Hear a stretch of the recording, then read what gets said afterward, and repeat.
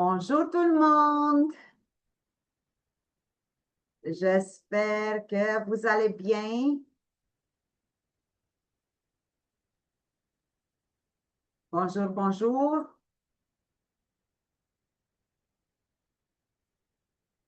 Bienvenue dans notre webinaire, dans notre conférence d'aujourd'hui. On a ouvert un peu plus tôt la conférence pour vous donner la chance de rentrer plus tôt puis d'être depuis le début. C'est notre première et je suis très, très, très contente que vous soyez si nombreux avec nous. Wow! Bonjour, déjà 44 personnes. Oh, wow! Très, très, très contente. Je ne vous ai pas vu depuis longtemps. Puis, même si j'étais un peu en arrière l'année passée, mais on a travaillé très fort pour les conférences en français, vous allez voir. Bonjour à tout le monde. Très, très, très contente de vous revoir. Et j'espère que vous allez me pardonner parce que je n'ai pas fait beaucoup de choses en français l'année passée au niveau des conférences, mais on a commencé aujourd'hui. Allô? Alors, première chose, moi, tu m'as dit qu'elle ne marche pas sur Facebook. Donc, première chose, je vais vous dire que j'ai une grande aide aujourd'hui. C'est notre cher Mathieu Wilson qui m'aide à gérer toute cette webinaire, toute cette conférence. Merci Mathieu de tout cœur que tu as pris de ton temps samedi pour m'aider. Et merci beaucoup que tu es toujours là pour m'aider. Puis, je veux vous demander de poser vos questions dans le chat. Puis, si vous avez des questions, bien sûr, quand vous allez vous voulez avoir des choses que je dois répondre, c'est sûr et certain que je ne peux pas répondre pour les troubles médicaux car je ne connais pas votre cas. Ça, je l'ai fait d'habitude en consultation.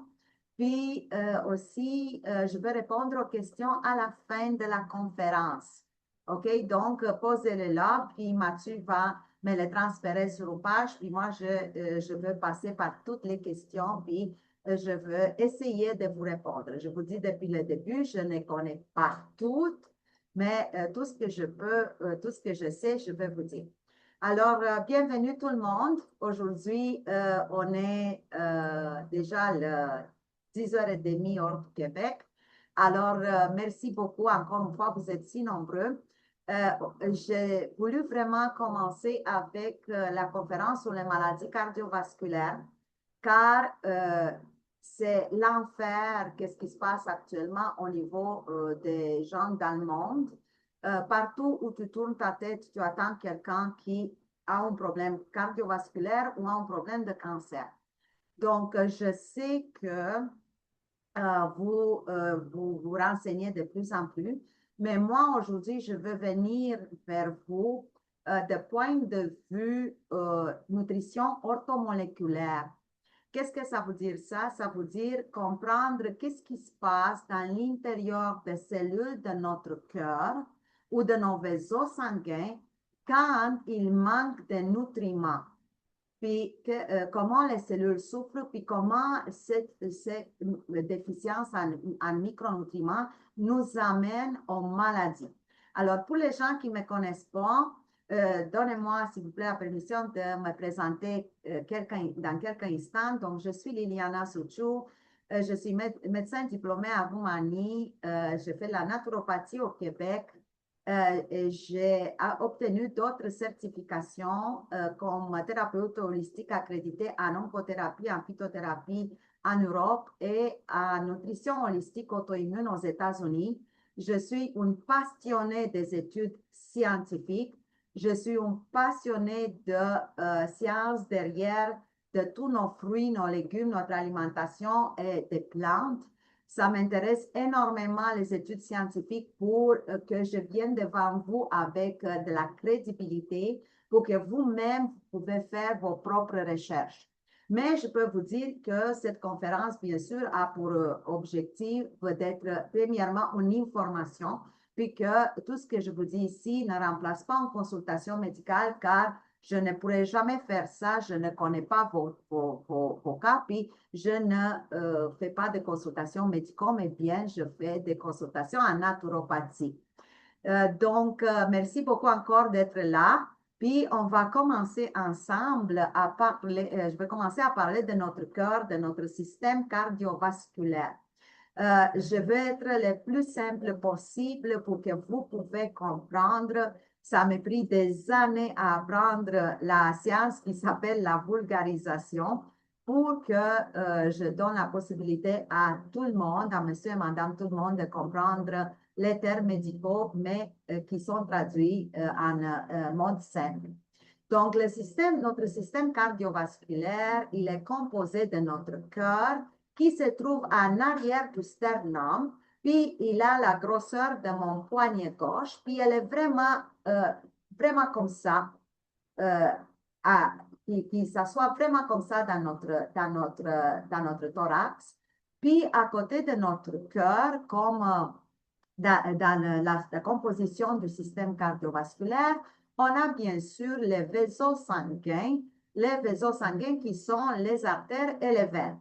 Alors, dans presque toutes les photographies que vous trouvez sur les systèmes cardiovasculaires, vous allez voir que les artères d'habitude sont colorées en rouge et les veines sont colorées en bleu. Pas parce qu'elles sont rouges et bleues dans notre corps, mais pour que vous compreniez que les artères sont les vaisseaux sanguins qui transportent l'oxygène et les nutriments vers nos cellules. Donc, leur direction, c'est de notre cœur vers la périphérie, vers les cellules. Quand il arrive à la périphérie, les artères, bien sûr, qui diminuent comme calibre, puis ils vont se transformer, ils vont venir en contact avec les capillaires, puis ils laissent là-bas les oxygènes et les nutriments au niveau des tissus.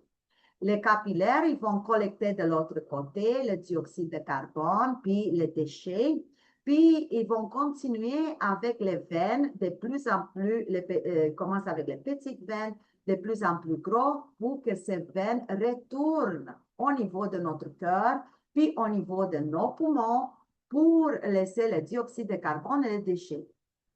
Donc, il y en a toujours, on va voir que notre cœur travaille énormément chaque jour. Puis, c'est pour ça que le système cardiovasculaire, il est très, très, très utilisé, très usé chez beaucoup de gens. Puis, comme vous savez, je veux pas parler beaucoup de statistiques aujourd'hui. C'est pas mon but ici. Mon but, c'est vraiment de vous montrer les carences dans nos cellules au niveau du système cardiovasculaire, puis les conséquences graves. Mais sachez quand même que les maladies cardiovasculaires sont encore la cause numéro 1 de décès au monde. C'est fou comment les gens, tu regardes autour de toi, aujourd'hui était en santé, puis demain tu trouves qu'il a fait un infarctus ou même qu'il est mort malheureusement. Les causes de maladies dégénératives ou maladies aiguës cardiaques sont plusieurs. Vous allez peut-être entendu parler que l'obésité, il est une cause, oui. Depuis 2016, les scientifiques ont décidé de regarder le tissu adipeux comme étant une des plus grands organes endocriniens de notre corps. Endocrinien, ça veut dire qu'il synthétise des hormones et des substances. Et d'habitude, les tissus graisseux synthétisent énormément de substances pro-inflammatoires. Donc, si je serais vous, et pour moi aussi, c'est valide pour toutes les amis que je connais, je le dis toujours, on doit tout faire pour rester en forme et empêcher le tissu graisseux de se développer tout au long de notre vie. La sédentarité, vous savez très bien que c'est un autre facteur de risque pour les maladies cardiovasculaires. La fumée de cigarette. Oui, je sais que vous connaissez que le fait que la cigare n'est pas bon du tout, mais je veux venir ici juste pour vous dire, pour les gens qui fument, pour que vous passez le message. J'espère que vous allez passer des messages puis que vous allez m'aider à faire à l'entour de nous un meilleur monde. Pour les gens qui fument de façon chronique, sachez que votre sang est de plus en plus épais, puis que vous avez un grand risque de caillots sanguins. Aussi, sachez que c'est la nicotine va entrer dans l'intérieur des parois des artères, ils vont devenir de plus en plus durs, OK? Puis l'hypertension va poigner à un moment donné. OK? Donc, c'est ça que je voulais juste vous dire. La consommation excessive d'alcool, c'est sûr et certain, mais dans cette conférence, je veux vraiment mettre l'accent sur les carences, les manques en micronutriments et l'alimentation pro-inflammatoire qu'on doit transformer dans notre vie dans une alimentation anti-inflammatoire qui sera plus un luxe, mais bien, mes amis, notre façon, la meilleure façon de vivre en santé. Parce que la santé aujourd'hui, c'est un luxe, mais dans les prochaines années, je vous jure que ça va être comme une voiture très, très, très chère. Que ça va être comme un Lamborghini ou un Lotus très cher. Les gens qui vont être en santé, ils vont avoir la plus grande richesse au monde. Donc, l'alimentation pro-inflammatoire, c'est une cause très peut-être la plus importante de nos maladies cardiovasculaires. C'est elle qui va nous amener vers les maladies cardiovasculaires et vers des cancers. Donc, qu'est-ce que vous devrez savoir? Puis ça, je suis sûre que parmi ici, vous connaissez beaucoup ça, mais je dois le dire pareil. Toutes les gras saturés ou les gras trans, tout ce que vous mangez, excès de sucre, va se transformer à l'intérieur de notre corps dans les triglycérides ou dans le cholestérol. Puis, à un moment donné, le foie, parce que c'est le foie, le cholestérol, et là, quand on mange, le cholestérol, jusqu'à il arrive dans vos vaisseaux sanguins, au niveau des artères, il y a 3 grandes stations. La première station, c'est l'intestin. Donc, si nous, on empêche l'absorption de molécules de cholestérol au niveau de l'intestin, déjà, on a résolu une bonne chose.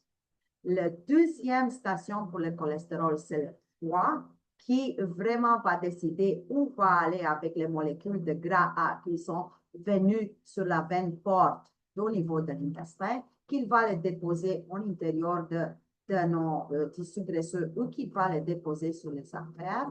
OK? Puis la troisième station pour le cholestérol, c'est la plaque d'athérosclérose.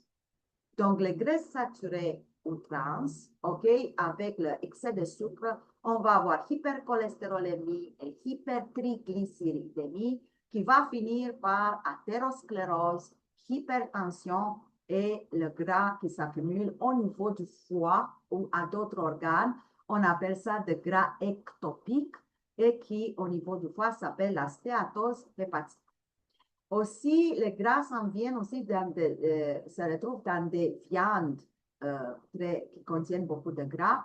Mais le grand problème avec les viandes, c'est que la plupart des gens, ils les posent sur un barbecue, ils aiment faire les viandes sur le barbecue, puis qu'ils vont les faire dans le feu.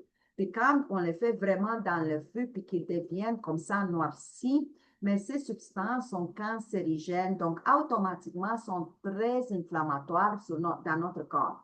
Donc, une chose peut-être que vous pouvez commencer d'aujourd'hui, c'est de faire le barbecue beaucoup plus doux, puis que vous le mettez pas vraiment dans le gros feu. Puis quand le barbecue est fait beaucoup plus doux, en feu doux, alors il n'aura pas cette transformation en acrylamide, en cette substance noire qui vont être très, très, très pro-inflammatoires dans notre corps.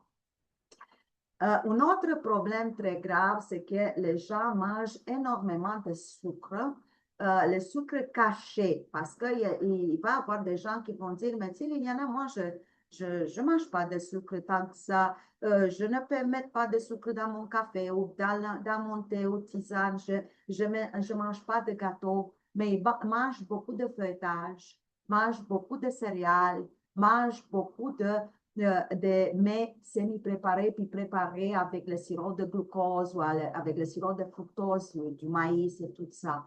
Alors, ils ont fait des études, puis ils ont arrivé à la conclusion qu'aujourd'hui, une personne un monde normal, il mange à peu près 35 kg, équivalent à 70 livres en sucre par année.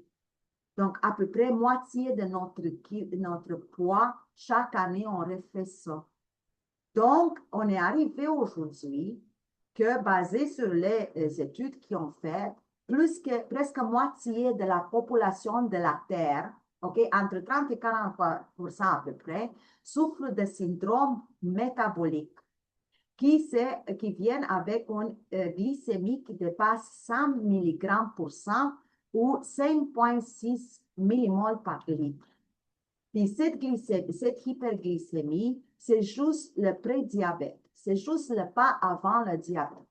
Donc, ce qui va déclencher dans votre corps une sursynthèse, une surstimulation de notre pancréas qui va pomper énormément d'insuline.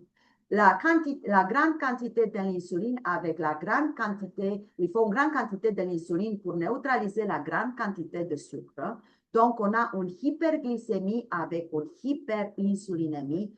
Tout ça, c'est très inflammatoire. Donc, on va avoir l'inflammation chronique qui va se graver effectivement sur les artères parce que chaque molécule, retenez ça s'il vous plaît, chaque molécule de sucre qui est annexée dans notre sang, il va vraiment attaquer je vais expliquer bientôt dans le webinaire, va attaquer la couche interne des vaisseaux sanguins, il va les inflammer, puis comme ça, notre corps va bouillir à feu très bas, puis s'installe l'inflammation chronique.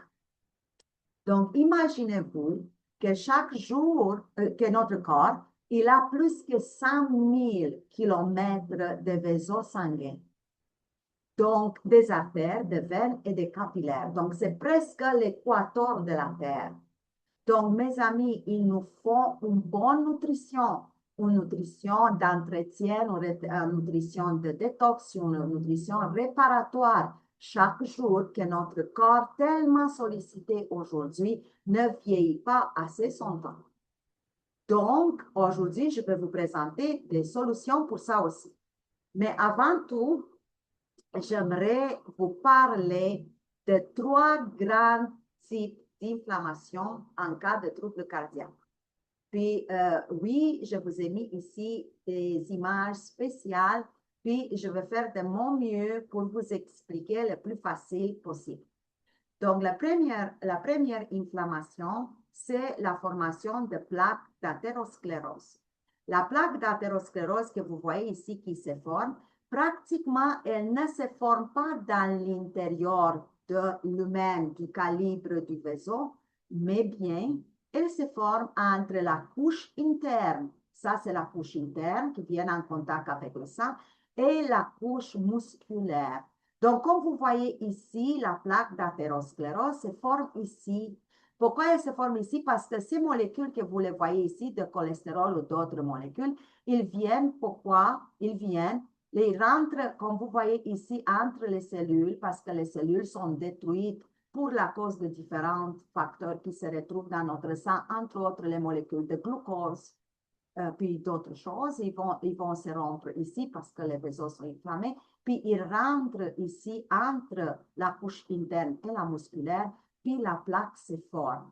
Puis elle va grandir au fur et à mesure qu'on va avancer avec l'âge, puis à un moment donné, éventuellement, elle peut craquer ou elle peut bloquer presque en totalité le vaisseau respectif.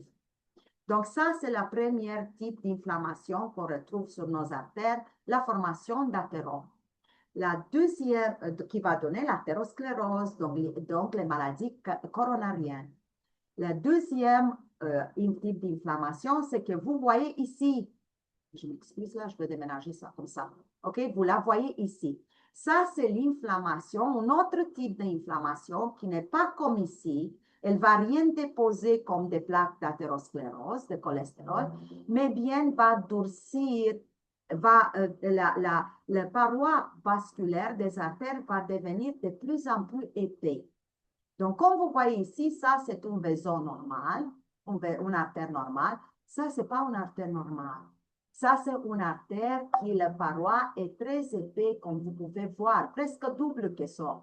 OK? Pourquoi? Parce que là, il va avoir une infiltration chronique. Il va avoir une inflammation chronique. Puis, les tissus du collagène, puis les fibres de collagène, les fibres de l'élastine sont remplacées par des cicatrices, par un tissu fibrineux, par un tissu cicatriciel de plus en plus épais. Puis, c'est comme ça qu'il va commencer l'hypertension artérielle. Donc, chez les gens qui ont l'hypertension artérielle, leur artère, la paroi vasculaire est épais, est plus épais. Puis, ça ne va pas se développer du jour au lendemain, exactement comme les plaques d'athérosclérose, mais pendant des années. Puis, vous allez dire, c'est quoi les causes? Mais entre autres, dehors de stress, puis tout ça, c'est une alimentation pro-inflammatoire. Puis la troisième inflammation que je n'ai pas sur cette figure ici parce que je n'ai pas trouvé, des fois, je ne trouve pas des images vraiment que j'aimerais avoir parce que c'est comme ça. Plus quand tu travailles dans la santé intégrative, c'est encore plus difficile de trouver les images que je veux. OK, donc c'est l'inflammation de type auto-immune. OK, puis ça vient avec des complexes de substances étrangères qui sont attachées à des anticorps puis qui se déposent dans différents types d'organes et les artères et les veines inclus. Même le cœur. Donc, on a trois grands types d'inflammation. Si vous avez compris ça aujourd'hui, je suis très contente parce qu'enfin, j'ai réussi à vous expliquer, puis vous comprenez maintenant qu'est-ce qui se passe dans votre corps. D'ailleurs, l'inflammation chronique est connue comme étant l'ennemi numéro 1 de tous les humains. Sachez qu'il n'y en a pas de maladie. Il n'y en a pas de maladie, peu importe le type de maladie, qui va s'installer sans avoir un terrain propice. Puis le terrain propice, c'est l'inflammation chronique. D'ailleurs, il est sorti même il y a quelques années dans la revue Times, quand Dr. Christine Layden de Yale University a dit que l'inflammation chronique est à l'origine de presque tous les processus de maladies connues par l'humain, de la prise de poids, l'obésité et les maladies cardiovasculaires en passant par les troubles auto-immunes, comme le lupus, la sclérose en plaques et l'arthrite rhumatoïde. Mais sachez que maintenant, depuis quelques années, depuis à peu près avant pandémie 2019, les médecins et les chercheurs dans la santé, la médecine intégrative, maintenant sont convaincus que les études sont une après l'autre car il n'y en a pas de maladie chronique sans avoir une composante aussi auto-immune, que c'est plus grande ou que c'est plus petit, mais elle est là pareil. Donc, quels sont aujourd'hui les problèmes cardiaques les plus connus? La pression, hypertension artérielle, l'athérosclérose qui va venir avec la cardiopathie ischémique, manque d'oxygène au niveau du cœur, qui éventuellement peut progresser vers l'infarctus ou vers l'accident vasculaire cérébral. Et aussi, on a de plus en plus de problèmes d'insuffisance cardiaque. Puis j'aimerais vous dire ici que dans les moments quand que votre cœur est touché par l'hypertension ou par la cardiopathie ischémique, c'est plus rare qu'on n'a pas un niveau, même s'il est bas, d'insuffisance cardiaque. Pourquoi? Parce que notre cœur souffre. OK? Puis l'insuffisance cardiaque, c'est le médecin qui va mettre le diagnostic. OK? Puis se base d'habitude sur l'échocardiographie quand il va mesurer la grandeur de votre cœur. On va le voir ici, je vais vous donner quelques notions. Et la fraction d'éjection, donc la force avec laquelle le cœur pousse le sang dans la circulation. Mais jusqu'à-là, on va commencer avec la carte athérosclérose. L'athérosclérose, comme je vous ai dit, regardez ici, c'est un processus inflammatoire chronique. OK? Puis, ça n'arrive pas d'aujourd'hui au lendemain. Ici, vous voyez très bien les cellules qui sont tous une à côté de l'autre. C'est la couche interne qui vient en contact avec le sang. Comme vous le voyez ici, c'est un caillou qui s'est déjà formé. OK? Puis ici, c'est comme les molécules de cholestérol. Puis on va voir avec quoi d'autres. Vous allez être très étonné de ce que vous allez apprendre aujourd'hui. OK? Ils viennent avec beaucoup de cellules du système immunitaire, puis vont commencer à bâtir la plaque d'athérosclérose, qui est pas autre chose qu'une inflammation chronique qui contient des dépôts. Mais qu'est-ce qu'ils contiennent? Et là, c'est vraiment incroyable. Qu'est-ce qu'ils ont découvert récemment? Donc, dans la plaque d'athérosclérose, on trouve du tissu fibreux avec des dépôts de calcium. On trouve des dépôts de graisse et de cholestérol. On trouve des restes de cellules, des débris cellulaires, des cellules détruites, des restants de cellules détruites. Mais regardez ce qu'on trouve de plus ici. On trouve plein de micro-organismes, des bactéries et des virus. Vous allez demander, mais voyons donc, il y en a, mais on a trouvé, comment on peut arriver ça là? Tout ce que je vous dis ici sont des études cliniques qui ont démontré, je n'ai rien inventé. Je n'aime pas inventer des choses quand je parle aux gens de la santé de leur plus important organe. OK? Regardez qu'est-ce qu'on a ici. Des agrigacibactères, des campylobactères, des chlamydia pneumoniae. Ça, c'est des bactéries des poumons, de virus de cytomégalovirus, cytomégalovirus virus. On a de Helicobacter pylori. Tout le monde connaît la bactérie de l'estomac, mais comment est arrivé de l'estomac dans les plaques d'athérosclérose? De herpes simplex, le virus herpétique. De Porphyromonas gingivalis, qui c'est la bactérie la plus rencontrée au niveau de notre microbiome, au niveau de la bouche, puis c'est elle qui est responsable de la parodontite. Les treponema, qui sont d'autres micro-organismes, Dannerella, Prevotella. OK? Vous ne devrez pas tout savoir ça, mais moi, je voulais vous montrer la diversité. Mais vous allez dire, mais voyons donc, je pensais que mon sang est stérile, mais comment ils sont arrivés, toutes ces bactéries et les virus-là? Et je vais vous expliquer comment c'est arrivé. Aujourd'hui, il y en a presque plus de gens qui n'ont pas une dysbiose, une modification de la flore de la bouche, de la flore microbienne de notre estomac ou de la flore microbienne de notre intestin. Puis la modification apparaît quand les bonnes bactéries sont remplacées par de moins bonnes bactéries. Pas seulement ça, ces moins bonnes bactéries vont se développer et vont détruire les bonnes bactéries, puis vont produire l'inflammation. Puis aujourd'hui, vous voyez, d'ailleurs, depuis 2015, les médecins sont l'alerte, les grands chercheurs, que la prochaine épidémie mondiale, ils l'ont déjà déclaré en 2015, sont les maladies inflammatoires gastro-intestinales. Donc, les tubes digestifs, les liens entre les cellules à l'intérieur sont de plus en plus rompus. Les bactéries qui se retrouvent dans la microbiote passent par ces destructions. Ils arrivent aux deuxième couche, ils sont pris par les cellules immunitaires et par le sang, puis sont effectivement promenés partout dans notre corps. Puis pas seulement par le sang sont pris, mais là on parle de sang parce qu'on est au niveau de cardiovasculaire, mais sont pris par le système nerveux aussi, par le vague. Puis là, les études cliniques qui sortent aujourd'hui sont incroyables, qui sont déposées dans notre cerveau. Donc maintenant, vous comprenez que l'athérosclérose n'est pas seulement une maladie qui touche les artères, mais bien touche la microbiome aussi.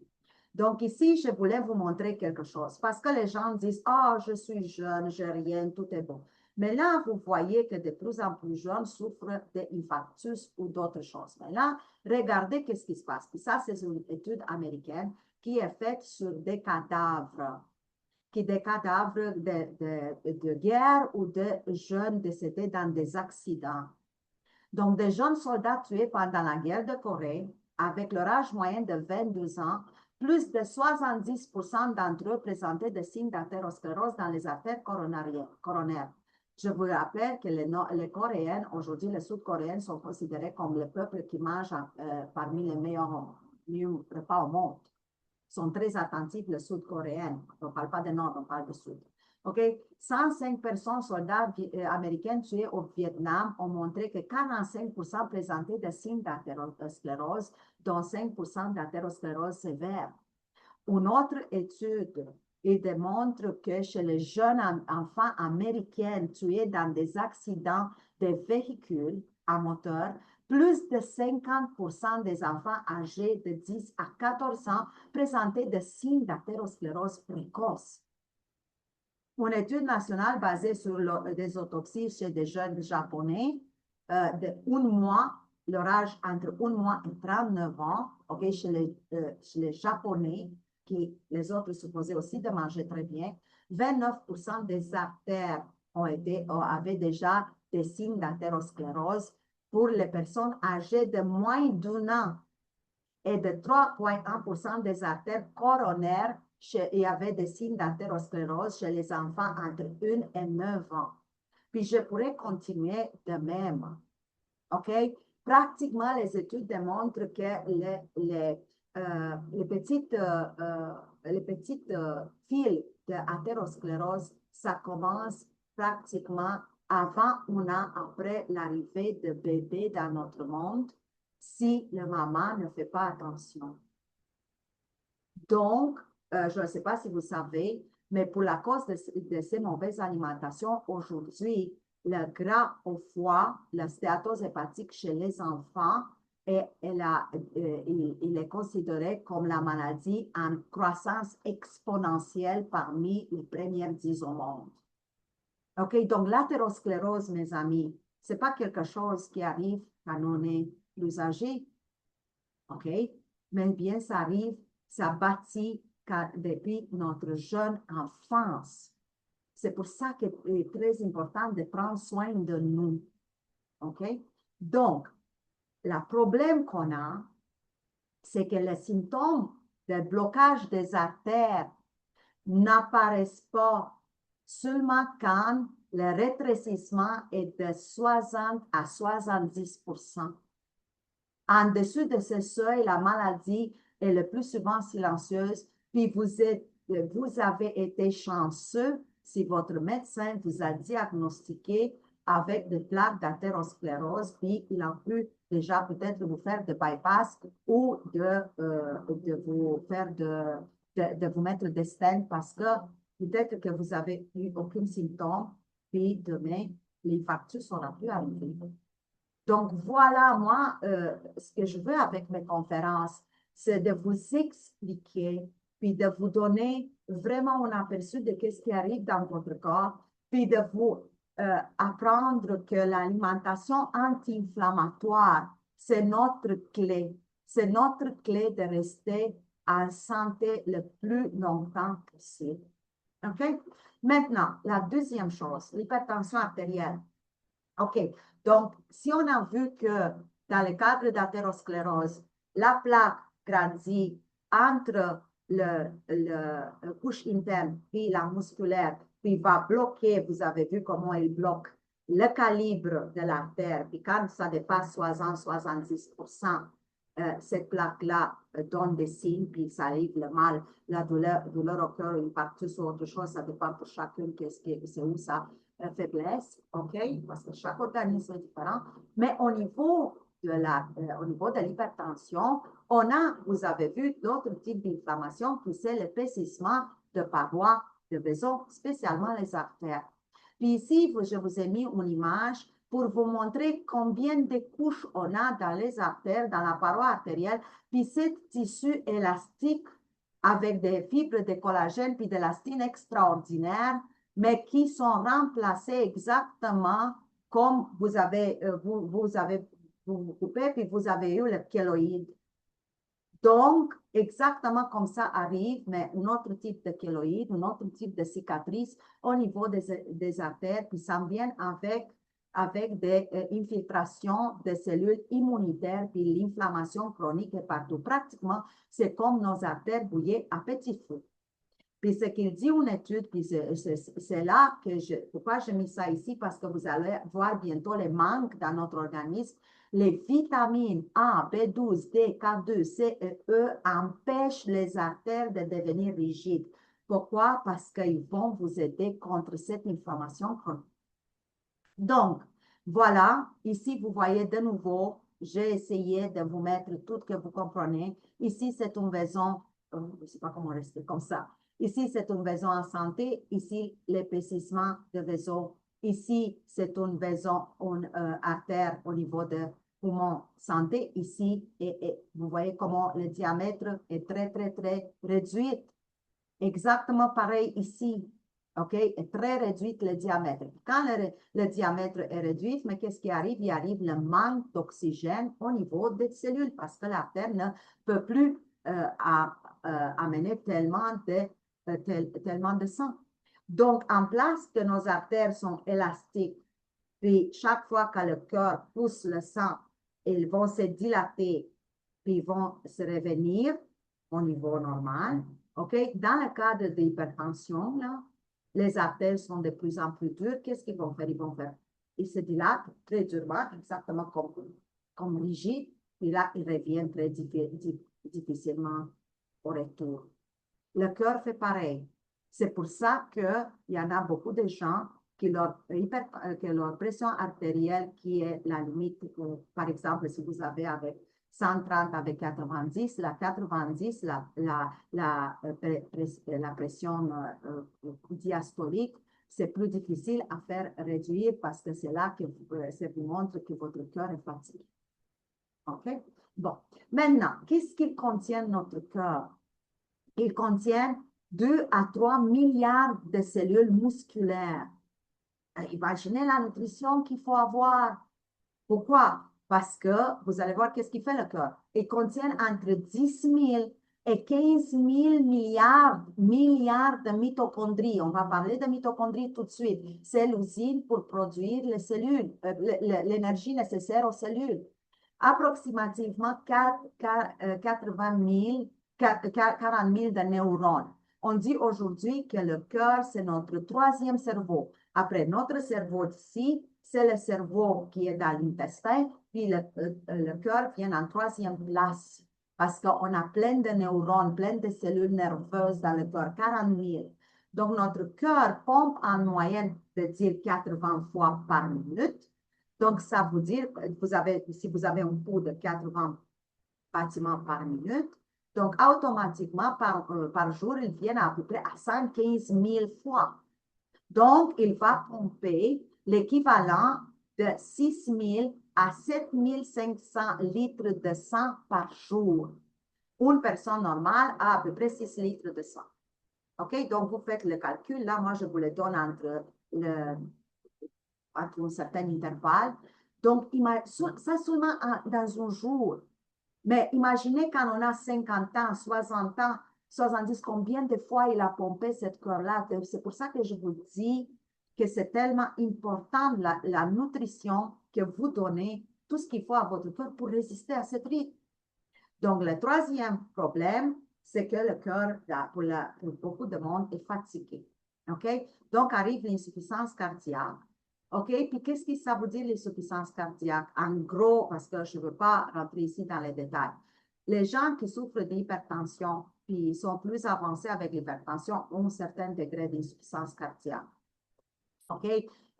Parce qu'il y en a beaucoup qui ne sont pas bien équilibrés. Ceux qui souffrent de manque d'oxygène, l'athérosclérose avec cardiopathie ischémique ou infarctus, ont un certain niveau d'insuffisance cardiaque. Il y a plusieurs catégories d'insuffisance cardiaque. Ce n'est pas mon but ici de rentrer dans les détails.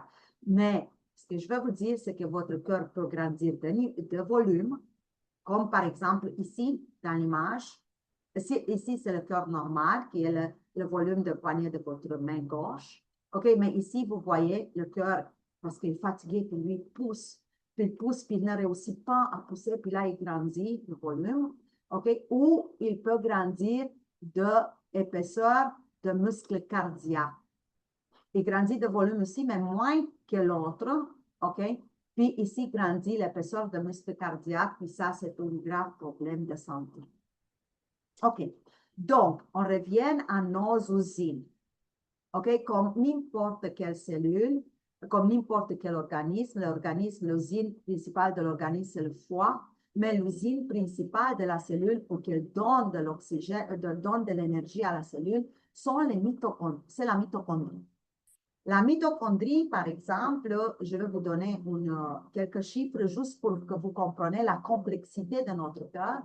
Une cellule musculaire de mon biceps, là, ici, il contient à peu près 200 mitochondries, 200 usines pour produire l'énergie. Mais une cellule au niveau du foie, le foie, je vous ai dit, c'est l'usine de notre corps, le foie contient 2000 mitochondries. 2000 mitochondries par cellule. Mais imaginez qu'une cellule cardiaque contient 5000 mitochondries par cellule qui doivent produire de l'ATP pour vous soutenir chaque jour pour que vous respirez et que vous vivez. Pensez-vous qu'on a besoin de nutrition? Mais regardez qu'est-ce qui se passe malheureusement. Dans notre corps aujourd'hui, dans notre monde, on vit un stress épouvantable. Puis, ce n'est pas seulement le stress psychique, c'est le stress donné par la toxicité de notre milieu et par la toxicité de notre alimentation. Donc, cette toxicité de toutes sortes, il rentre au niveau de mitochondries. Parce qu'on n'a pas seulement la toxicité qui vient avec ce qu'on boit, ce qu'on respire et ce qu'on mange, ou ce qu'on met sur nous, mais aussi vient la toxicité de nos cellules qui n'ont plus avec quoi neutraliser leurs toxines. Parce que chaque cellule, chaque jour, doivent éliminer leurs toxines. Je veux dire maintenant quelque chose, mais c'est drôle comme je l'ai dit. Chaque cellule produit chaque jour des matières fécales, des sels. En guillemets, les sels, on ne rassemble pas nos sels de tout digestif. Ça s'appelle les radicaux libres qui doivent être neutralisés. Qui vont les neutraliser? Les antioxydants. S'ils ne sont pas neutralisés, ces toxines, ils vont attaquer les mitochondries, entre autres, parce que les autres attaquent tout ce qui arrive alentour d'eux. Donc, regardez ici, dans cette image, comment ça a l'air une mitochondrie détruite. Alors, vous dites, je suis fatiguée, j'en peux plus, je me réveille le matin, puis je suis presque morte de fatigue. Ou c'est pas normal que je me réveille fatiguée, puis quand je me mets au lit, je ne peux même pas m'endormir de fatigue, puis je ne réussis pas à récupérer. Donc, quand nos mitochondries sont atteintes de même, il manque d'ATP, il manque de nutriments, notre corps va manquer d'énergie, il va avoir une insuffisance cellulaire, donc le cœur va être très fatigué.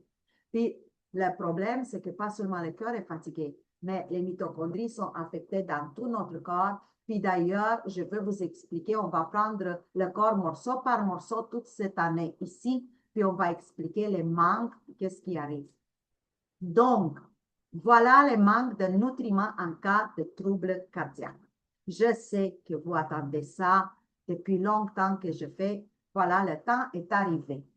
Donc, je vous ai mis ici le lien pour toutes les études cliniques, si vous voulez les consulter. Donc, il y en a, juste pour dire qu'il y en a des études cliniques qui ont été faites seulement pour la population américaine, qui n'ont pas fait pour la population mondiale. Puis, il y en a d'autres qui ont été faites pour la population mondiale entière. Donc, le B1, la vitamine B1, regardez, il manque.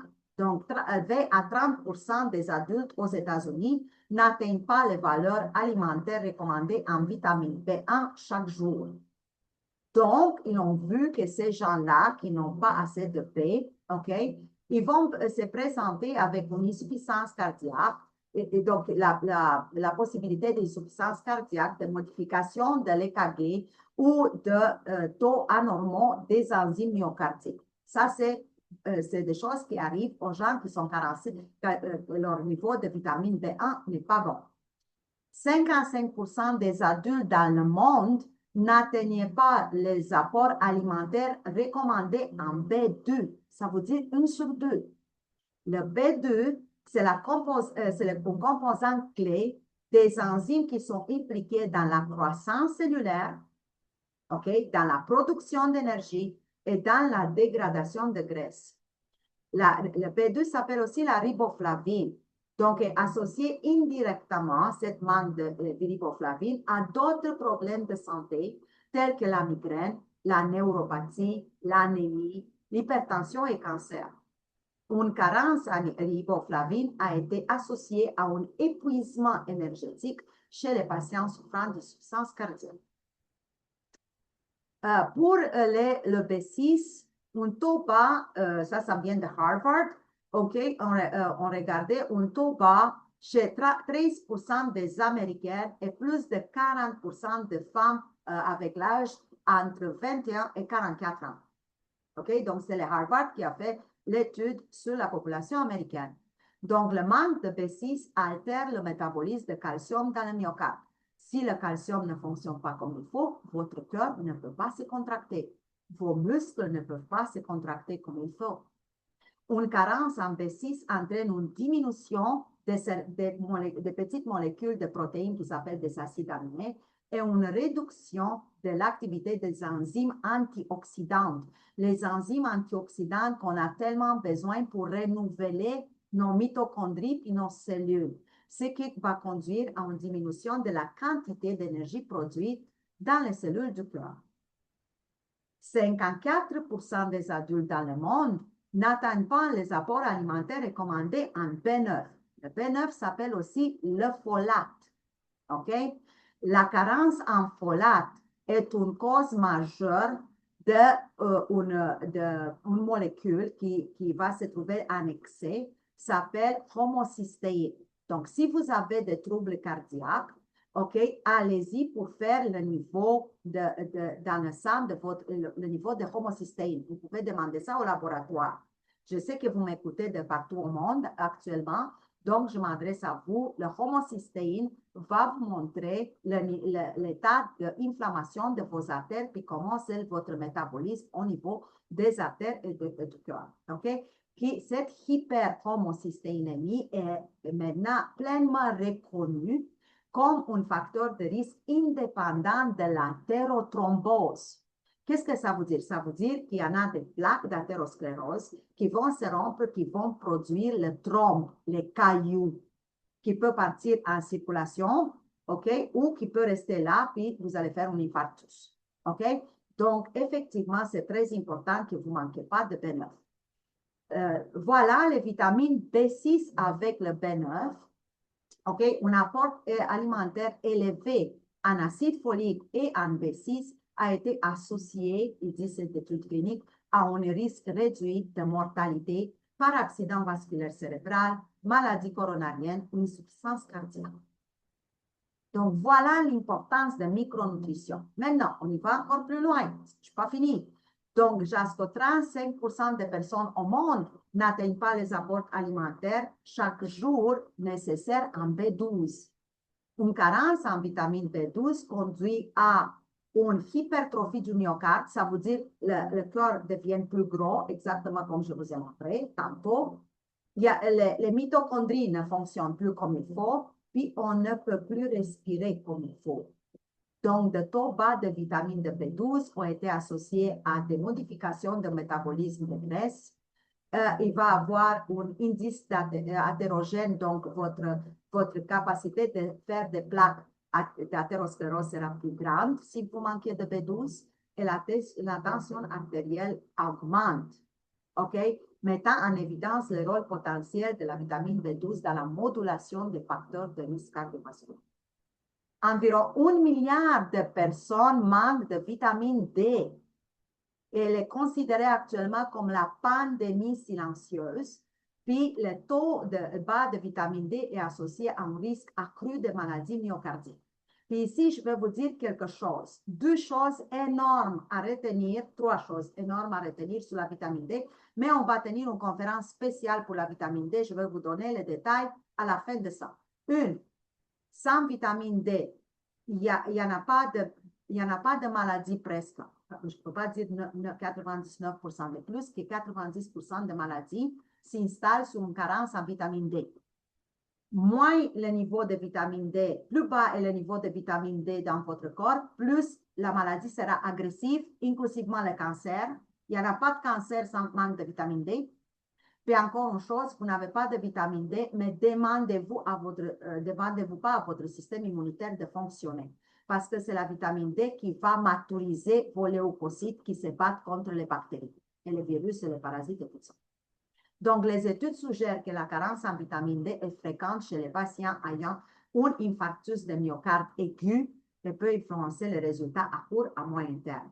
Donc, si vous manquez, il y en a un dysfonctionnement, donc le cœur ne fonctionne pas comme il faut du côté des muscles et vous risquez une incidence plus élevée d'insuffisance cardiaque et de mort subite d'origine cardiaque. La vitamine E, presque 90% des Américaines, avant était 84%, maintenant on est arrivé à 90%, des Américaines n'atteignent pas les apports alimentaires recommandés en vitamine E chaque jour. Retenez ça.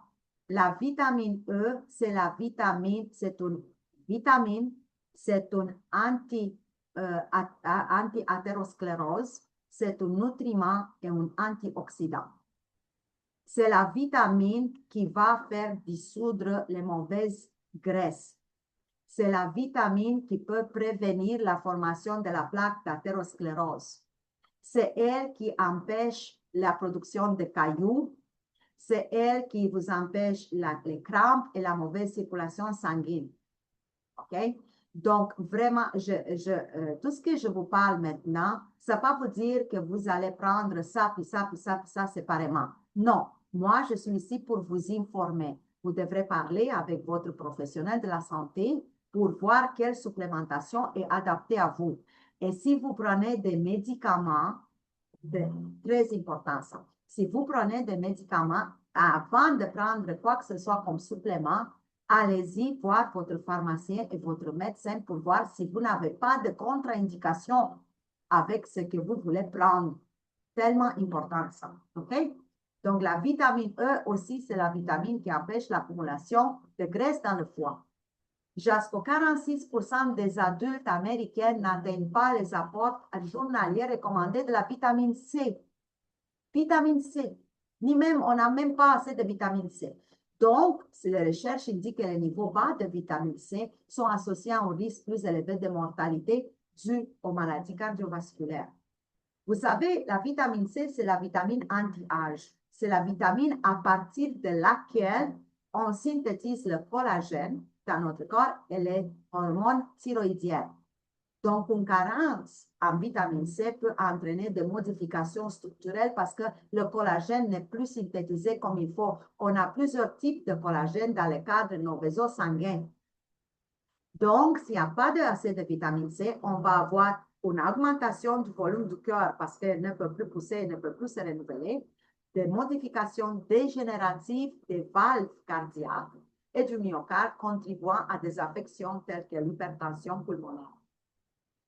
La coenzyme Q10, je ne vais pas vous lire tout ça, je vais vous faire un résumé. Okay? Je ne sais pas pourquoi j'ai mis ici trop ça parce que c'est trop pour vous. Okay? La coenzyme Q10, c'est l'antioxydant de mitochondrie. Donc, sans coenzyme Q10, les mitochondries n'ont pas la matière première pour synthétiser l'ATP, la molécule de l'énergie. Sans coenzyme Q10, on ne peut pas avoir de l'énergie. Après l'âge de 40 ans, la plupart des gens ne peuvent plus synthétiser la coenzyme Q10 dans l'intestin pour la cause des modifications de flore intestinale, inflammation, manque de nutrition, etc. Donc, il faut, avec l'accord de médecin, si vous prenez des médicaments, OK, il faut prendre de la coenzyme Q10, OK, si vous voulez avoir des mitochondries en forme. Mais comme je dis, dans le cas que vous avez le diagnostic puis vous prenez des médicaments, il faut toujours vérifier avec votre pharmacien et votre médecin pour voir s'il n'y a pas de contre-indication. Le fer. Combien de gens ne savent même pas qu'ils sont anémiques en fer? OK? Ce qu'il dit l'OMS, il dit que 30% des femmes et 40% des enfants souffrent d'anémie, le plus souvent liée à une carence en fer. Mais si on n'a pas assez de fer, sachez qu'il y a plusieurs causes pour lesquelles on n'a pas assez de fer, pas seulement qu'on n'a pas dans l'alimentation mais aussi, il y en a tellement de gens aujourd'hui qui souffrent d'inflammation au niveau du tube digestif qu'on ne l'absorbe plus. OK? Donc, s'il n'y a pas de fer, on n'a pas de fer dans nos globules rouges. Donc, on n'a pas qui transporter l'oxygène aux cellules. Donc, automatiquement, la carence en fer prédominante chez les clients qui souffrent d'insuffisance cardiaque. Donc, ils vont avoir une capacité d'effort réduite et des résultats moins favorables. OK? Donc, il faut que vous voyez si vous n'avez pas de carence en fer aussi. Et plus de 60% de la population dans de nombreux pays occidentaux n'atteint pas le rapport recommandé chaque jour en magnésium. Mais si on n'a pas de rapport sûrement pour entretenir notre corps, d'où, qu'est-ce qu'on fait si on a, parce qu'on a besoin de 3 doses chaque jour, la dose de nourrir notre corps, nos cellules, la dose de neutraliser les cellules, les toxines, qui c'est plus grande que la dose d'entretien, puis la dose de réparation. Mais la plupart des gens n'ont même pas pour entretenir leur corps. Donc, qu'est-ce qu'il fait le magnésium? Le magnésium fait la relaxation. Puis c'est un produit et c'est un minéral extraordinaire. Les faibles concentrations sériques de magnésium sont liées à une augmentation de l'athérosclérose, de la maladie coronarienne, de l'arythmie, de la fibrose cardiaque et de l'insuffisance cardiaque. Le magnésium améliore le métabolisme de glucose et de l'insuline, améliore la vasodilatation, elle va vous aider à réduire l'hypertension, de mieux dormir, empêche les crampes musculaires, puis vous êtes aussi contre l'accumulation de lipides. L'oméga 3, OK, 70% des adultes et 98% des enfants ne consomment pas chaque jour suffisamment oméga 3. Pour l'adulte, une dose d'entretien représente au alentour de 1800 mg. Là, je parle d'un adulte. Donc, l'oméga 3, qu'est-ce qu'il fait? C'est un anti-arythmique, donc anti-modification du rythme cardiaque. Il va abaisser les triglycérides dans votre sang. Il empêche les thrombocytes de s'accumuler dans les cailloux. Donc, c'est comme un fluidifiant du sang. C'est un anti-inflammatoire, vous savez ça déjà, puis un relaxant des vaisseaux sanguins. Faites attention, il rentre en contre-indication avec des anticoagulants. Donc, il faut que vous voyez avec votre cardiologue ou pharmacien combien de oméga 3 vous pouvez prendre, si vous pouvez prendre dans le cas que vous prenez des médicaments. Puis maintenant, je ne sais pas combien ça va durer, mais je vous assure que normalement, ça ne doit pas durer plus que 10-15 minutes à partir de maintenant. Mais c'est la première fois quand je le tiens, donc je ne sais jamais combien ça dure. Donc, vous êtes libre toujours de quitter si vous voulez. Donc, qu'est-ce qui font toutes ces carences en antioxydants? Ils vont aller agir sur le fonctionnement du cœur, puis ils vont le faire vieillir, le faire fatiguer, puis il est incapable de se renouveler. Comment? La manque de tous ces antioxydants, puis croyez-moi qu'il y en a plus, mais je n'ai pas venu ici pour vous parler de toutes les 50 antioxydants, puis nutriments. Donc, augmente la masse du cœur. Quand on augmente la masse du cœur, quand le cœur est fatigué, le cœur ne se relaxe plus correctement. Il va avoir la fragmentation de l'élastine puis du collagène. Donc, automatiquement, il va être remplacé par des tissus inflammatoires cicatriciels. Vous voyez ici ces images? J'aimerais tellement que vous les regardiez. Ça, c'est les cellules du cœur, du myocarde, quand ils sont en santé. Ça, c'est une étude clinique en 2020 faite. Regardez ici quand le cœur il est attaqué par les radicaux libres ou quand il n'y en a pas des antioxydants. Vous voyez ici comment les cellules sont détruites.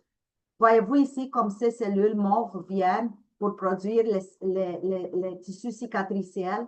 C'est ça qui arrive, une désorganisation puis une faiblesse totale dans l'intérieur de notre cœur quand il n'y a pas des antioxydants. Le manque d'antioxydants diminue la capacité du cœur de se contracter, puis il arrive l'insuffisance, diminue la production de l'énergie, augmente l'inflammation, augmente le rythme de destruction des cellules cardiaques. Et là, ça arrive quand même l'insuffisance. Aussi, qu'est-ce qu'ils font sur les vaisseaux?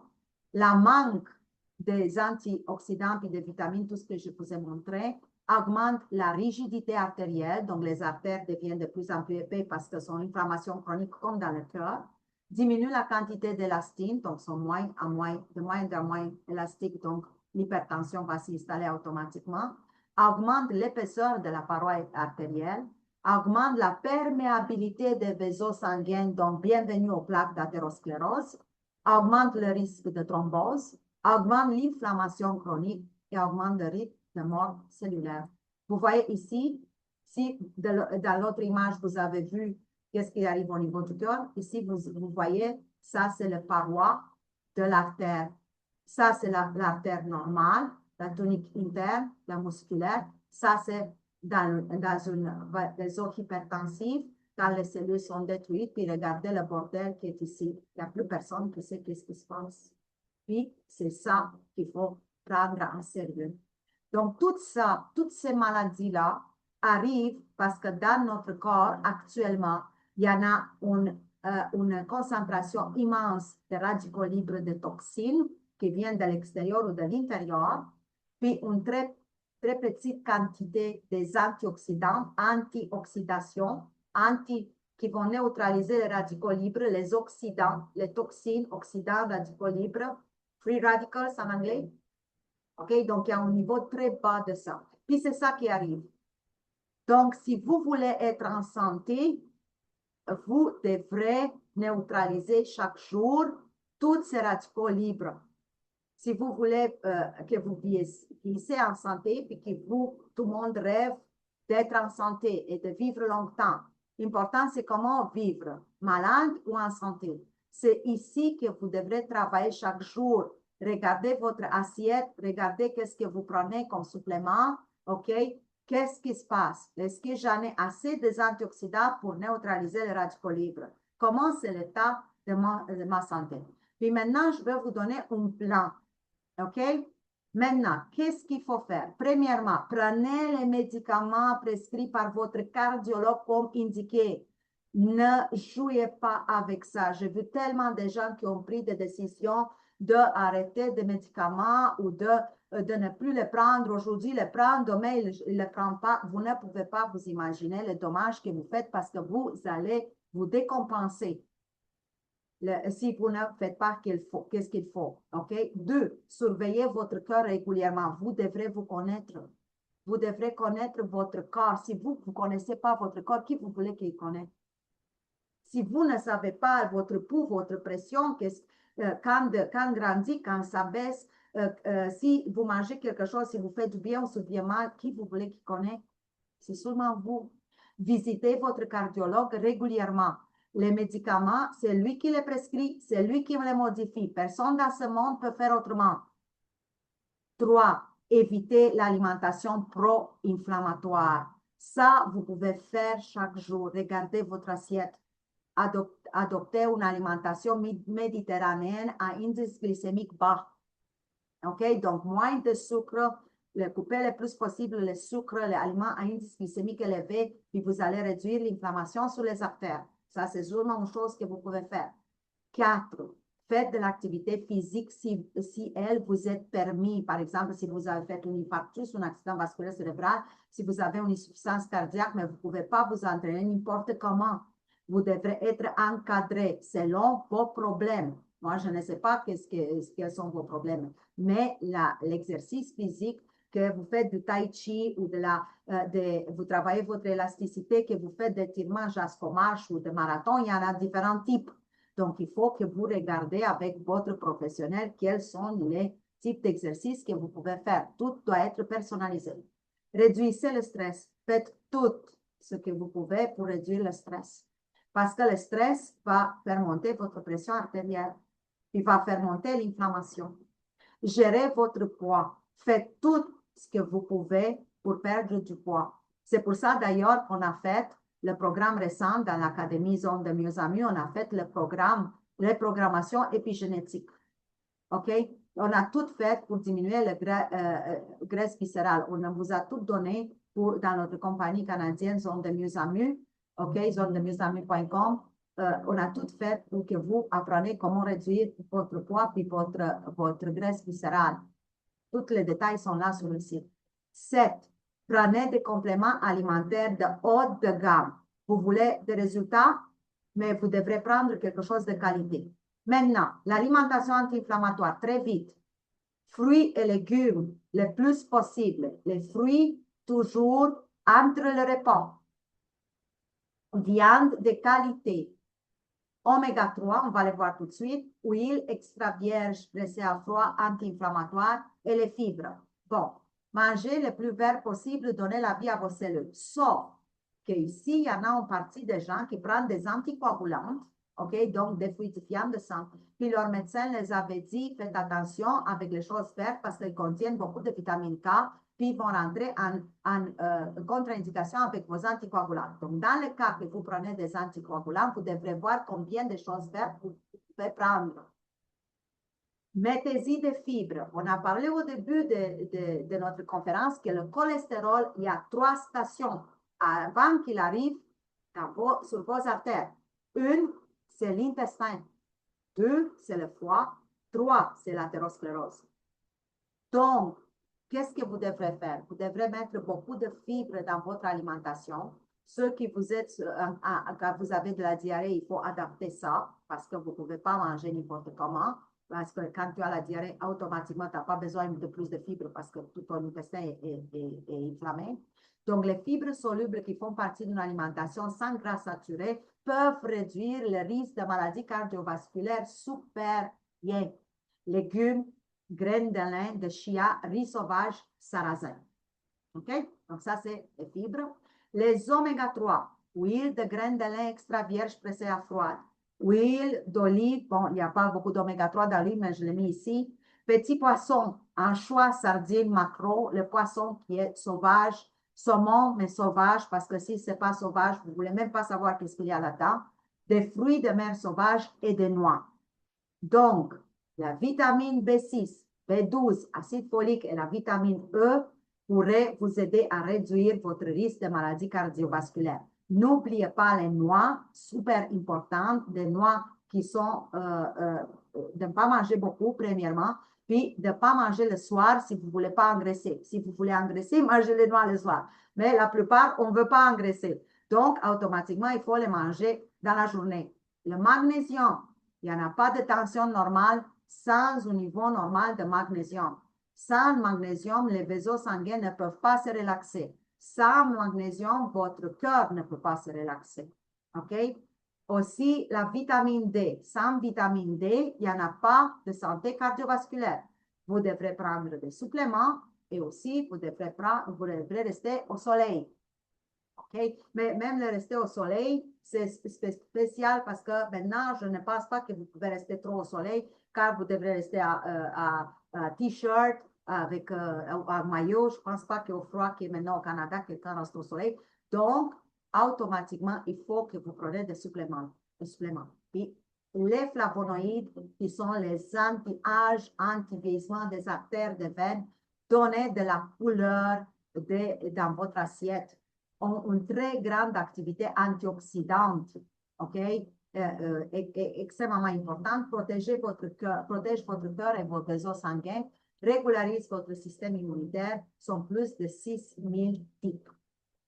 Et la vitamine C, c'est la vitamine de la jeunesse. Je vous ai dit, sans vitamine C, il n'y en a pas de synthèse de collagène. Donc, il y en a des gens qui vont prendre du collagène. Bon, OK, prenez du collagène, mais la plupart des collagènes n'arrivent pas où il faut, s'il n'y a pas de qualité. OK, vous le voyez d'ailleurs. Ou si vous avez assez de collagène, tout votre corps va être capable de synthétiser, donc vous allez faire beaucoup moins de rides aussi. Donc, sans vitamine C, puis vous avez vu que moitié de la planète ne prend pas assez de vitamine C par jour, il n'y en a pas de vaisseaux sanguins ou un cœur en santé, il n'y en a pas de muscles sains parce que les muscles sont pleins de collagène, il n'y a pas d'articulation saine, il n'y a pas de gengives saines, il n'y a pas d'immunité bonne. Des points de vue des suppléments, OK, nous sommes très, très, très stricts de point de vue qualité avec les suppléments. Parce que les suppléments, maintenant, il y en a des milliers de compagnies qui font des suppléments. Puis on dirait que plus j'avance, plus ça sort des suppléments. Comme ça, là, partout, autour, puis il y a des suppléments. Comme je suis très scientifique, puis comme, mais très scientifique parce que je regarde tout ce que Dieu a fait de mon point de vue, puis tout ce qu'on doit faire, on doit prendre chaque jour. Pour moi, c'est très important. Première chose, de ne pas me moquer de votre argent et de ne pas vous intoxiquer et empoisonner. Pourquoi? Je vais vous donner quelques exemples. Selon des études, seulement 33% des suppléments des oméga 3, ce qu'il écrit sur l'étiquette, se retrouve dans la pilule. OK? Puis, il y a très peu des oméga 3 qui sont testés, qui n'y a pas de métaux lourds. Moi, je prends des oméga 3 par jour depuis 21 ans. Mais ce que je prends, ils sont double distillés moléculaires pour ne pas avoir de métaux lourds qui sont testés par Consumer Lab. Donc, si vous n'avez pas une compagnie qui peut vous prouver des preuves officielles que c'est ça qu'ils font, pourquoi vous êtes étonné que vous êtes plein de métaux lourds et plein de toxines? Aussi, il y en a des études qui démontrent que parmi les suppléments étudiés, au niveau des suppléments de calcium, seulement 10%, 1 sur 10, ne contiennent pas du plomb. Donc voilà, on va faire une conférence, comment choisir à un moment donné, comment choisir un supplément haut de gamme. Je vous assure qu'on va le faire, peut-être même cette année, j'espère. OK? Voilà ici les grandes certifications que vous devrez chercher. NSF, des laboratoires, des grands laboratoires indépendants internationaux. NSF, qui certifie pour le sport et pour les normes GMP. GMP, c'est les bonnes pratiques de fabrication. Vous les voyez ici en bas aussi. USP, c'est la plus dure certification du supplément parce que le seul supplément-là, s'il est approuvé USP, ça veut dire United States Pharmacopeia, ça veut dire que lui a des règles très strictes que qu'est-ce qu'il écrit sur l'étiquette se retrouve dans la pilule qui fait l'effet. Donc, il y a des études cliniques aussi. Consumer Lab, c'est mon laboratoire favori. Pourquoi? On est même abonné à Consumer Lab. Pourquoi? Parce que les autres, si vous certifiez les oméga 3, par exemple, ou la coenzyme Q10, c'est sûr que s'il écrit sur l'étiquette 112 mg, c'est 112 mg qu'il a. C'est sûr qu'il n'y en a pas de pesticides, de métaux lourds, de PBA, d'autres microparticules là-dedans. C'est seulement qu'il écrit sur l'étiquette. C'est un laboratoire très, très, très strict. Je l'adore. Informed Choice pour les athlètes de haut niveau. Attention, pour les athlètes de haut niveau. Pourquoi? Parce que les autres, ils peuvent prendre presque rien s'il n'est pas approuvé comme ça. Puis le GMP, je vous ai dit. Donc maintenant, à la fin, je vous remercie beaucoup. Je vais lire toutes les questions. Je vais vous répondre si je suis capable. OK? Je vous dis de nous suivre sur les réseaux sociaux. Donc, je fais notre canal YouTube parce qu'on a beaucoup de gens de l'Afrique et de l'Europe qui nous suivent, qui sont très habitués avec le WhatsApp. Donc, on a le canal WhatsApp. Je vais le mettre, cette conférence va rester enregistrée sur Facebook. Puis, je vais mettre tous les réseaux sociaux dans les commentaires. OK? Donc, comme ça, vous pouvez vous abonner. C'est là que je veux mettre pour le moment tous les événements que je vais tenir, car notre site n'est pas encore prêt, mais va venir très, très, très vite. Notre nouveau site. OK? Donc, on a un canal WhatsApp où vous pouvez vous abonner. S'il vous plaît, ne me pas appeler sur WhatsApp. Vous pouvez m'envoyer un email, un message si vous voulez, mais m'appelez pas parce que je tiens énormément de choses. Je travaille énormément. Et si je peux vous aider, je vais le faire avec grand plaisir. Mais écrivez-moi s'il y a quoi que ce soit. Sur TikTok, oui, c'est ça, je suis arrivée sur TikTok. Qu'est-ce que vous voulez? C'est la tendance. Je dois être là.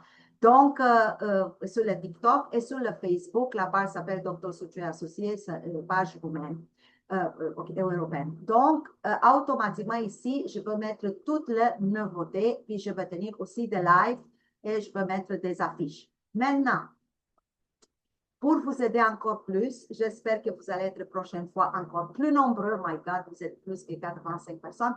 OK, donc samedi, le 21 février, à 10h30 heure du Québec, 16h30 heure de Paris. Vous voyez ici sur l'affiche. Ça va rester toujours comme ça, j'espère. Si ça modifie, je vais vous annoncer. 10h30 heure du Québec, 16h30 heure de Paris, 17h30 heure de la Roumanie. Pour l'Afrique, j'ai mis le Paris parce que chacune sait comment il est, parce que l'Afrique est très grande. Donc, samedi, le 21 février, je veux vous parler de toute l'importance de la vitamine D. Et le 28 février, OK, à même heure, 10h30 Québec, 16h30 Paris, 17h30 Roumanie, OK, je veux vous tenir une conférence spéciale sur les thérapies naturelles, la solution naturelle, une approche intégrative en cas que votre pression artérielle est élevée. Alors, c'était ça mes annonces pour aujourd'hui. Puis, quand je vais tenir la conférence pour l'hypertension, je vais venir vers vous avec un grand cadeau. Vous allez le voir à ce temps-là. Jusqu'à-là, il va y avoir du travail. Donc, maintenant, Mathieu, je ne sais pas si tu es là, je vais regarder les questions. Bon, j'espère que... OK. Danick, mon fils, 45 ans, a eu un éclatement de la carotide droite avec un début d'ACV. Ce n'est pas opérable. La carotide gauche a pris le relais. Oui, je comprends tout ça. Je ne peux pas vous donner des conseils comme ça. Je suis tellement désolée, mais ça, c'est des cas très, très, très complexes dans lesquels je suis sûre que votre fils a beaucoup de médications. Donc, premièrement, c'est de commencer avec une alimentation anti-inflammatoire, puis vraiment de voir avec des professionnels de la santé, de côté intégratif aussi, qu'est-ce que vous pouvez faire. Oui, je fais des consultations aussi. Si vous voulez, vous pouvez m'écrire, puis je peux vous donner des détails. De Farah, est-ce qu'on peut prendre rendez-vous? Oui, vous pouvez prendre rendez-vous avec moi. Écrivez-moi sur les réseaux sociaux, spécialement sur WhatsApp ou sur Facebook, puis ça me fait plaisir de vous contacter. Est-ce qu'il y a des compléments à base d'ail noir? Oui, c'est super bon l'ail noir maturé. Oui, par contre, il faut voir si vous n'avez pas de contre-indication avec vos médicaments parce que l'ail noir, il rentre il peut donner des choses, on ne peut pas les prendre toujours avec certains médicaments. Alors, je ne sais pas, Mathieu, si j'en ai, mais si encore une fois, Mathieu. Oui, oui, t'en as d'autres dans la section Q&A en bas de Ah, OK, l'écran. je Est-ce vais que tu les rentrer dans vois? la section. Oui, Mathieu, merci. Je vais Parfait. regarder. Alors, sois patiente un peu avec moi tant que je défile ici. Ah, ça. Afrique est présente. Je vous salue de partout au monde. Merci beaucoup. Merci beaucoup pour tout. Je suis très contente d'être avec vous. Sinon, je peux te les copier-coller si tu veux. Attends, Mathieu, parce que je ne veux pas que tu travailles pour deux choses. De toute façon, je suis ici. Je parle, OK.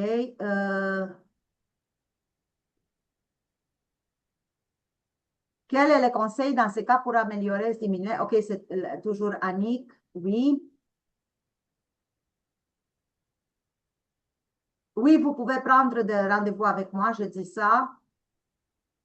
Oui, vous allez la voir, Céline, l'enregistrement, ça va rester sur notre page Facebook. Puis maintenant, bien très, très, très bientôt, on va avoir notre nouveau site Internet, puis on va mettre toutes nos conférences là-dedans aussi, dans le cas que vous ne pouvez pas être en direct.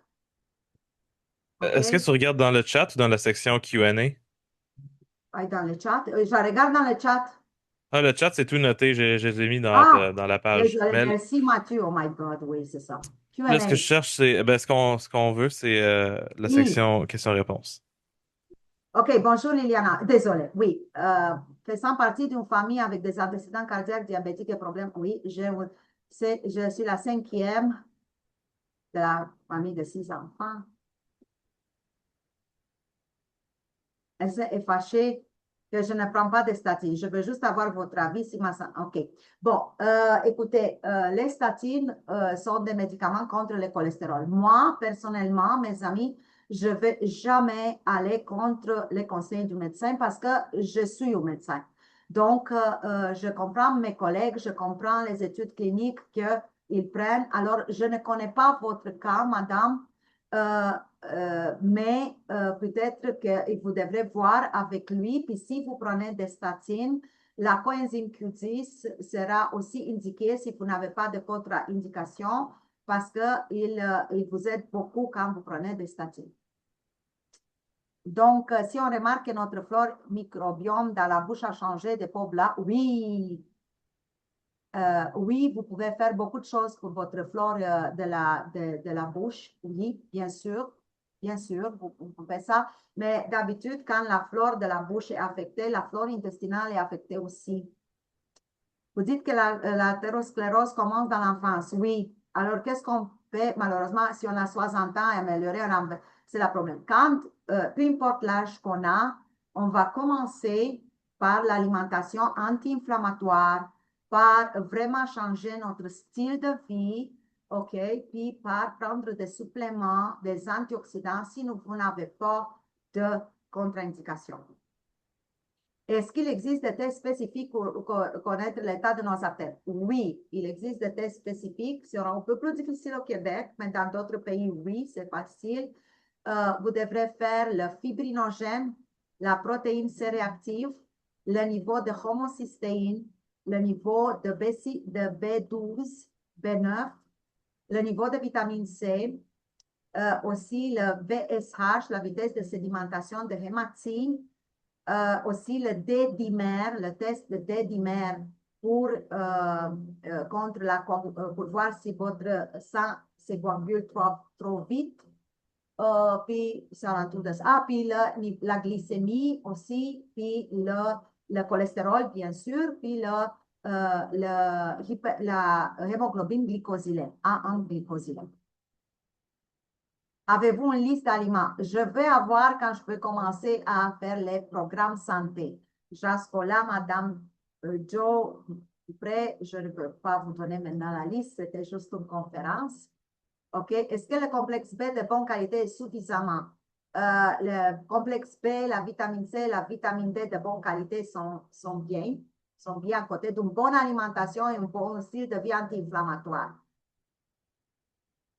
Vous êtes qualifié en phytothérapie, pourquoi ne pas donner des recettes naturelles au lieu de suppléments en pilule? J'aimerais tellement, Madame Christine Lebel, faire ça. Par contre, je peux vous dire que les plantes, j'aime tellement les plantes, vous ne voyez pas la bibliothèque qui se retrouve en arrière de moi. Malheureusement, il y en a tellement de plantes qu'on n'a pas de contre-indication avec les médicaments. Si vous allez, moi, je délivre gros de même avec les écrits par des pharmaciennes pour ne pas rentrer dans contre-indication avec les médications qui maintenant est très, très, très complexe pour beaucoup de gens. Donc, oui, quand il y en a des plantes, je vais donner les plantes, mais les plantes, je vais vous dire depuis maintenant, sont jamais concentrées comme un supplément haut de gamme. Puis ça, vous pouvez contester, mais c'est de même. Puis on a des résultats super bons et beaucoup moins d'effets de contre-indication. Oui, ma carotide gauche avait un risque de 70% et reçu un stent. Super. Comment faire baisser le cholestérol génétique sans oméga ni autre gras?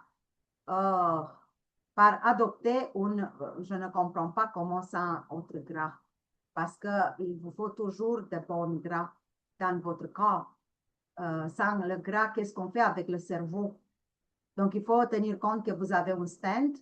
Il faut vraiment que vous voyez avec votre professionnel de la santé pour vous donner une alimentation anti-inflammatoire avec de bons gras. Parce que sans le bon gras, là, je ne vois pas comment vous allez fonctionner.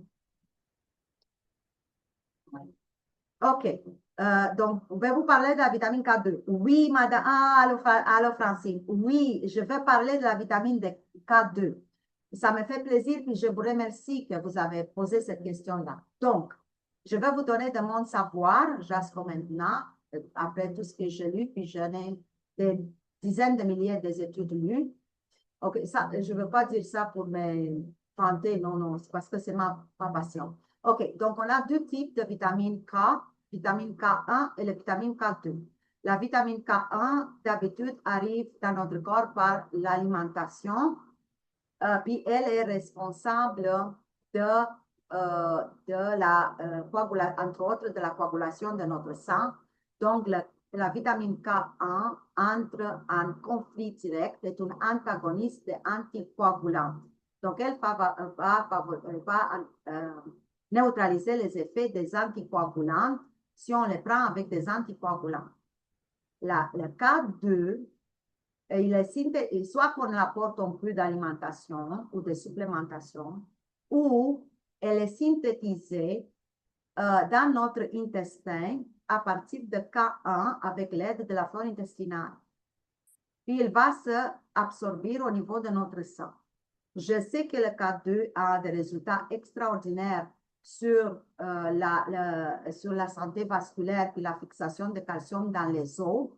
Par contre, je dis ça à toute humilité, il n'y en a pas des études, qui démontrent jusqu'où la vitamine K2 rentre dans la coagulation du sang.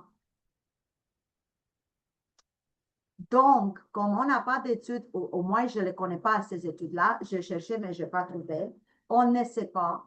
C'est pour ça que dans un cas que vous prenez, vous avez des conditions qui favorisent la coagulation de votre sang, ok, ou que vous avez des anticoagulants, vous devrez prendre K2 seulement à l'indication de votre médecin. Parce que, autrement, on ne sait pas actuellement jusqu'où le K2 est impliqué dans la coagulation. Donc, pour ne pas faire du mal, c'est mieux que vous parlez avec votre médecin s'il est d'accord pour prendre le K2. Si vous n'avez pas de contre-indication, vous ne prenez pas des anticoagulants, mais là, mais si vous prenez des médicaments, de toute façon, mon conseil, c'est de parler avec votre pharmacien. Est-ce qu'on peut réussir à avoir tous les jours les quantités nécessaires en mangeant de bons aliments?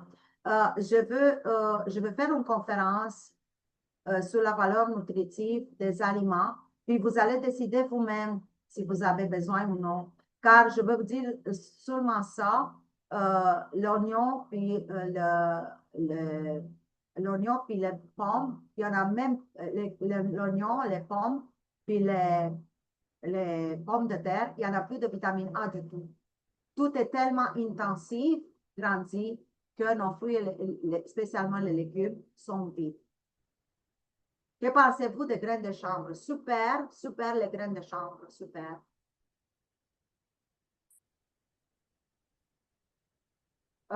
Même bon gras se transforme en mauvais gras avec oméga 3, mon cholestérol est monté, j'ai failli mourir 2 fois. Mais c'est possible parce que peut-être que vous avez des modifications au niveau de votre métabolisme génétique. Donc, c'est ça. Souvent, la vitamine D, ça se prend avec le K2, pas toujours. Pas toujours. Si vous prenez une bonne vitamine D de qualité, moi, je prends de la vitamine D de qualité, puis je ne prends pas de K2. Mais je prends de K2 dans des suppléments, des multivitamines. Moi, c'est ça que je prends. Alors, C'est tout, je pense. attends, Ah non, dernière question. j'ai eu en consultation avec Ewita suite à un infarctus, suite à vos conseils, j'ai changé mon alimentation, les prix des compléments de haut de gamme aujourd'hui, mon cœur et mes artères vont super bien. Je suis tellement contente d'attendre ça. Moi, mon but, c'est de changer, d'améliorer la vie de au moins une personne par jour. Ça, c'est mon but dans la vie.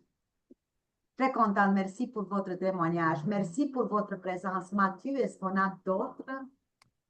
Non, c'est tout, mais les gens voulaient le lien WhatsApp. Donc, si tu pouvais le copier-coller dans le chat. Oui, oui, oui, oui, oui. Attends, je dois les prendre de ma conférence ici. Ouais. Mais s'il vous plaît, je vous la donne. Mais s'il vous plaît, de ne pas m'appeler parce que je ne réponds pas, de m'écrire. Puis soyez très, comment je peux dire, très à l'objet parce que ça me vient une après l'autre le message. Oui. OK. Donc, Mathieu, dans le chat, je vais Oui. écrire. OK, mais je vais écrire tous les canaux. Comme ça, ils vont choisir. Mhm. Ah, je ne peux pas tout, ils ne me laissent pas tout. Oh, des fois, là, je te dis. Fais des choses, l'Internet, là. OK, désolé, dans le chat. Dans le chat, Mathieu, oui? Oui, oui, oui. OK, donc ça, c'est mon WhatsApp. C'est ton WhatsApp. Attends un peu, tu l'as juste envoyé dans notre chat. Je Ah, oh, OK, copie. C'est bon, je c'est bon. m'excuse. Oh, mon Dieu. Je copie-colle. Attendez, everyone, sorry. Donc, oui, voilà, voilà. WhatsApp, c'est un canal de WhatsApp. OK? Ouais, et j'ai mis ta page Facebook plus tôt dans le chat. Donc les gens Oui, l'ont et oui, c'est oui, oui. comme tu l'as Donc, écrit, Docteur Suchu associé s'ils veulent le chercher.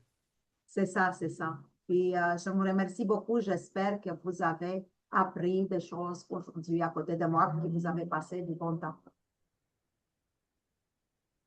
Parce qu'on a fini, Mathieu. Oui, oui, oui, bonne journée. Merci beaucoup à tout le monde. Au revoir.